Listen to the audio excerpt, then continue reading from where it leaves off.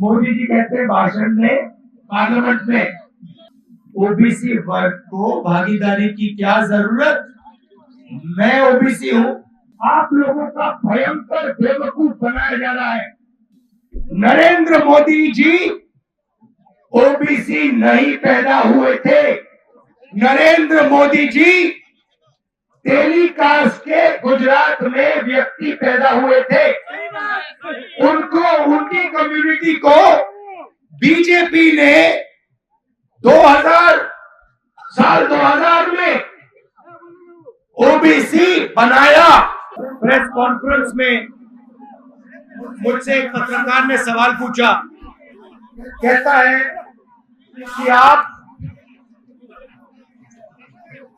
जाति जनगणना की बात कर रहे हो, कास्ट सेंसस की बात कर रहे हो, और फिर उसी समय आप भारत छोड़ो की बात कर रहे हो। तो मैंने उनसे एक सवाल पूछा, सबसे पहले आप लोग जानते हो कि इस देश में आदिवासी कितने हैं? तो जानता है, तो जानता है यहाँ पे कोई जानता है सिलसिले में। तो मैं आपको बताता हूँ और बात अच्छी तरह सुनिए।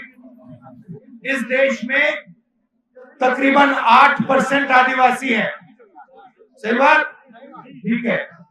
उसके बाद 15% दलित है। 8 और 15 कितने होते हैं? जोर से बोलो। 23। उसके बाद 50 से 55 ओबीसी वर्ग के लोग, 23 और 50 कितने हुए? जोर से। तो मैंने उस पत्रकार से पूछा कि भैया एक बात बताओ, आप मुझे कह रहे हो कि मैं जाति जनगणना का सवाल ना उठाओ, ये आपके सब मीडिया के मित्र जो बैठे हैं, इनमें एक दलित, एक आदिवासी, एक ओबीसी है? नहीं। मैंने उससे पूछा, कहा कि हैगा? चुप हो गया बिल्कुल। फिर मैंने उससे पूछा, हिंदुस्तान की 200 सबसे बड़ी कंपनियों में मुझे दलित, आदिवासी, पिछड़ा मालिक दिखा दो। चुप हो गया, एक नहीं दिखेगा। फिर मैंने उससे कहा ठीक है, कंपनी छोड़ दो, हिंदुस्तान की सरकार को जो 90 लोग चलाते हैं, आईएएस अफसर चलाते हैं, उसमें दिखा दो। चुप हो गया। फिर मैंने कहा ठीक है, प्राइवेट अस्पतालों के मालिक में दिखा दो, उसमें नहीं है। फिर मैंने कहा स्कूल कॉलेजेस के जो मालिक है उसमें दिखा दो, कहता नहीं। तो फिर मैंने उससे कहा भैया आप दलित, आदिवासी, पिछड़े की कितनी आबादी है? जोर से बोलो भाई। 73% है, और आप उनको कहीं भी जगह नहीं देते हो, और फिर चाहते हो कि भारत जुड़ जाए। कैसे जुड़ेगा? अगर मेजॉरिटी आबादी को आपने कुछ नहीं दिया, नंगा कर दिया, भूखा मार दिया, तो फिर भारत कैसे जुड़ेगा? असंभव। तो ये भाई और बहनों, इस देश में भयंकर सामाजिक अन्याय हो रहा है, चारों तरफ सामाजिक अन्याय हो रहा है। इसमें एक और बात जोड़ना चाहता हूं, इसमें जनरल कास्ट के गरीब लोग भी हैं, वो भी आपको नहीं मिलने वाले। अदानी के ऑफिस में जनरल कास्ट का कोई गरीब मिलेगा आपको? दलित मिलेगा? आदिवासी मिलेगा? पिछड़ा मिलेगा?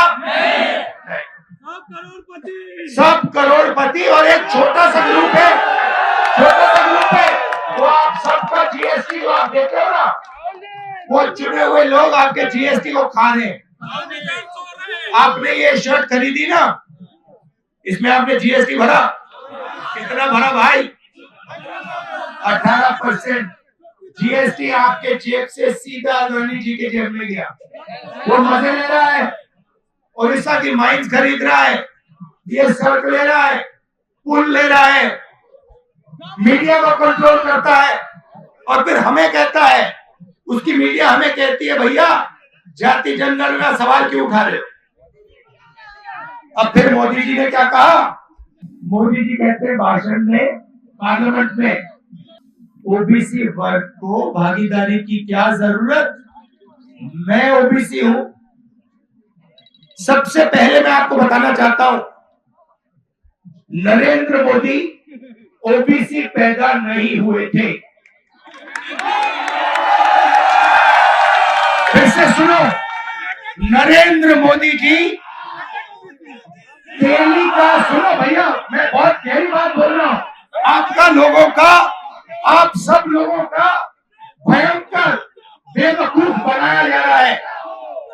सुनो सुनो सुनो, मैं जो बोल रहा हूं, नारे बंद करो।